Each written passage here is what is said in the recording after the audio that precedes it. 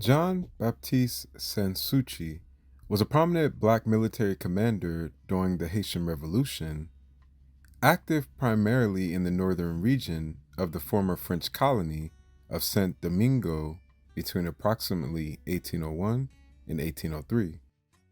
He was one of the several autonomous revolutionary leaders who continued armed resistance against French forces after Napoleon Bonaparte attempted to reassert colonial control and reverse the abolition of slavery. Baptiste would lead a force composed largely of formerly enslaved Africans and Maroons. His troops operated independently rather than as part of a centralized revolutionary command structure that was developing under Jean-Jacques. His military activities were concentrated in the mountains and rural areas of northern Saint-Domingue, where guerrilla warfare was an effective strategy against conventional European armies. After the arrival of the French Expeditionary Force under General Charles Leclerc in 1802, Baptiste refused to accept French authority or negotiation submission. He continued active resistance even as some black and mixed-race officers initially cooperated with the French. French military reports from the period identified Baptiste as a persistent and dangerous insurgent leader who resisted pacification efforts. Baptiste's relationship with Henri Christophe was hostile and adversarial. Christophe, who served as a general under Dessalines and later became ruler of northern Haiti, sought to consolidate military authority by bringing independent commanders under centralized control. Baptiste rejected this effort and openly opposed Christophe's leadership. The conflict between the two leaders weakened unity among revolutionary forces in the north during a critical phase of the war. By 1803, as French forces suffered massive losses due to yellow fever, desertions, and renewed large-scale resistance, the struggle for leadership in the northern intensified. During this period, Baptiste was lured into a meeting under negotiation or reconciliation.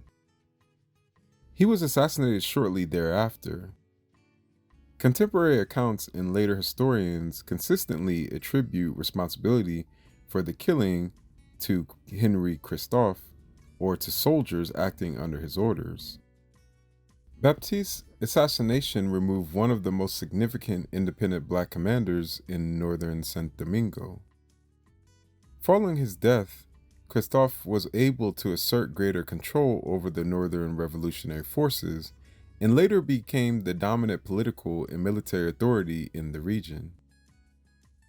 After Haitian independence was declared on January 1, 1804, Henri Christophe rose to power in the north and eventually crowned as King Henri I in 1811.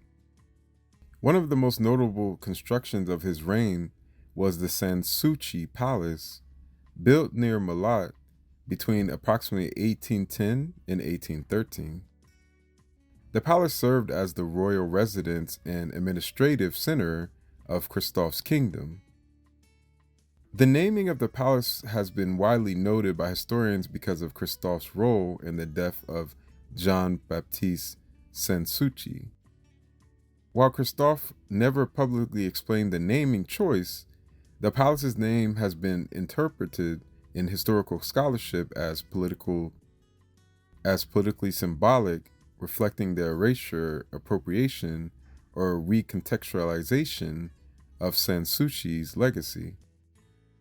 Jean-Baptiste Sans-Souci does not appear prominently in early official Haitian histories, which largely focus on figures such as Toussaint Louverture, Dessalines, and Christophe. However, modern historians of Haitian Revolution increasingly recognize Sans-Souci as representative of the autonomous black resistance leaders whose contributions were marginalized after independence.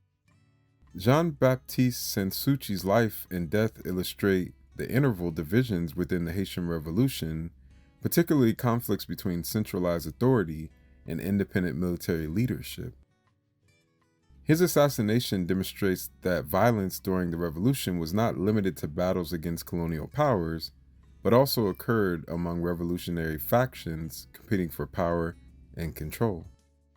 Please like, subscribe, turn on the bell notification, add me on all social medias, and until next time, peace, one love. So catch me if I fall.